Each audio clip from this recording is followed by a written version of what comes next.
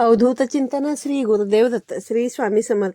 तुम्हा सर्वांचं माझ्या चॅनलमध्ये खूप खूप स्वागत करते आणि आजची या नवीन व्हिडिओला सुरुवात करते.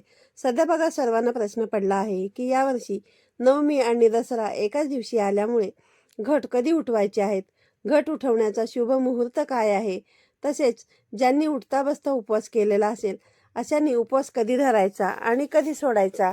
बघा, ज्यांनी नवरात्रीचा 9 दिवसाचा उपवास केला असेल त्यांनी कधी सोडला पाहिजे आणि उपवास कोणता पदार्थ खाऊन तुम्हाला सोडायचा आहे, जेणेकरून आपण केलेल्या व्रताचं संपूर्ण फळ आपल्याला मिळू शकेल.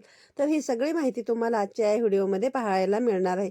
त्यामुळे तुम्ही व्हिडिओ शेवटपर्यंत पहा आणि जास्तीत जास्त लोकांपर्यंत शेअर करा. त्यापूर्वी चॅनलला सबस्क्राईब करायला तुम्ही विसरू नका. बघा, सुरुवात करूया. गुरुवारी बघा 3 ऑक्टोबरला सर्वांनी आपापल्या घरी घटस्थापना केलेली आहे. घट बसवले असतील, अनेक जणांनी बघा उपवास केले असतील. सगळ्यांची सेवा चालूच असणार आहे. नवरात्रीचे हे 9 दिवस इतके पवित्र आणि शुद्ध आणि सात्विक असतात की आपल्याला ते 9 दिवस कसे जातात हे कळत सुद्धा नाही. आणि बघता बघता बघा नवरात्रीचे 9 दिवस संपत देखील आलेले आहेत. तर यावर्षी असा एक विशेष योगायोग आलेला आहे की तो म्हणजेच बघा खंडे महानवमी आणि दसरा एकाच दिवशी आल्यामुळे उपवास कधी सोडायचा आहे आणि घट कधी उठवायचे आहेत. कारण काही जण आपापल्या परंपरेनुसार नवमीला तर काही जण दसऱ्याच्या दिवशी घट उठवत असतात. आमच्याकडे मात्र नवमीलाच घट उठवण्याची प्रथा आहे. पण तुमच्याकडे जर पूर्वीपासून नवमीला घट उठवत असतील किंवा दसऱ्याला उठवत असतील तर तुम्ही त्या पद्धतीने करू शकता. ज्यांनी पहिल्यांदा घटस्थापना केलेली असेल किंवा ज्यांना माहिती नाहीये की आपल्याकडे पूर्वीपासून घट कधी उठवतात तर त्यांनी मात्र दसऱ्याच्याच दिवशी घट उठवायचे आहेत. कारण शास्त्रानुसार नवरात्रोत्थापन शनिवारी 12 ऑक्टोबर दिवशी घट उठवण्याचा शुभ मुहूर्त काय आहे. तर बघा, शनिवारी 12 ऑक्टोबरला दसरा आहे, पण दशमी तिथी ही 12 तारखेला सकाळी 10:58 सुरू होते. म्हणजे सकाळी 11 वाजता सुरू होते. ती दुसऱ्या दिवशी 13 तारखेला 9:08 संपते. त्यामुळे जे लोक दसऱ्याला घट उठवणार आहेत त्यांनी सकाळी 11 नंतर शनिवारी 12 ऑक्टोबरला सकाळी 11 नंतर घट उठवायचे आहेत. कारण सकाळी 11 नंतर दशमी तिथी चालू होते. याच दिवशी तुम्हाला विजय मुहूर्तावरती घट सुद्धा उठवू शकता. शनिवारी 12 ऑक्टोबरला विजय मुहूर्त दुपारी 2:22 सुरू होतो आणि तो दुपारी 3:09 असणार आहे. हा विजय मुहूर्त आहे. आणि बघा, सकाळी 11 नंतर आपण कधीही घट उठवले तरी देखील चालू शकतं. कारण दसरा हा 3.5 मुहूर्तांपैकी एक शुभ मुहूर्त मानला जातो. त्यामुळे हा दिवस सर्वात शुभ असणार आहे. त्यामुळे दसऱ्याच्या दिवशी उठवणार असतील त्यांनी सकाळी 11 नंतर कधीही उठवू शकतात. आणि जे लोक नवमीला घट उठवतात त्यांनी घट कधी उठवायचे तर बघा, त्यांनी पण शनिवारी 12 ऑक्टोबरला पहाटेपासून ते सकाळी 11 वाजेपर्यंत कधीही घट उठवू शकतात.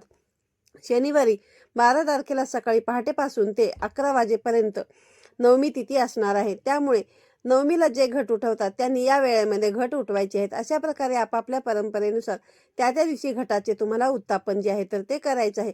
आता राहिला प्रश्न उपवास कधी सोडायचा. तर बघा, नवरात्रीमध्ये काही जण 9 दिवसाचा उपवास करत असतात आणि काही जण उठता बसता उपवास करत असतात. काही जण अष्टमी आणि काही जण नवमीचा उपवास करत असतात. ज्यांचा नवरात्रीचा 9 दिवसांचा उपवास आहे त्यांनी प्रतिपदेपासून उपवास केलेला असेल तो उपवास आपल्याला शनिवारी 12 ऑक्टोबरला घट उठवल्यानंतर सोडायचा आहे.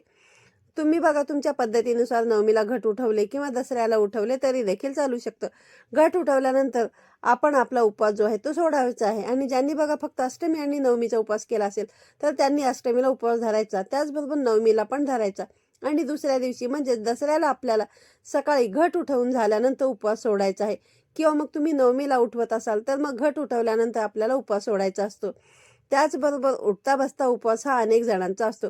तर त्यांनी उपवास कधी सोडायचा तर बघा, ज्यांनी उठता बसता उपवास केलेला असेल त्यांनी नवरात्रीच्या पहिल्या दिवशी प्रतिपदेला उपवास केलेला असतो आणि दुसऱ्या दिवशी सकाळी हा उपवास सोडलेला असतो. तर यानंतर आपल्याला शुक्रवारी महाअष्टमीला हा जो उपवास आहे तर तो करायचा असतो. शुक्रवारी 11 ऑक्टोबरला आपल्याला दिवसभर हा उपवास धरायचा आहे. तुम्ही सकाळ संध्याकाळी फराळाचे पदार्थ खाऊन उपवास धरू शकता, ज्याप्रमाणे तुम्ही उपवास केलेला असेल त्याप्रमाणे.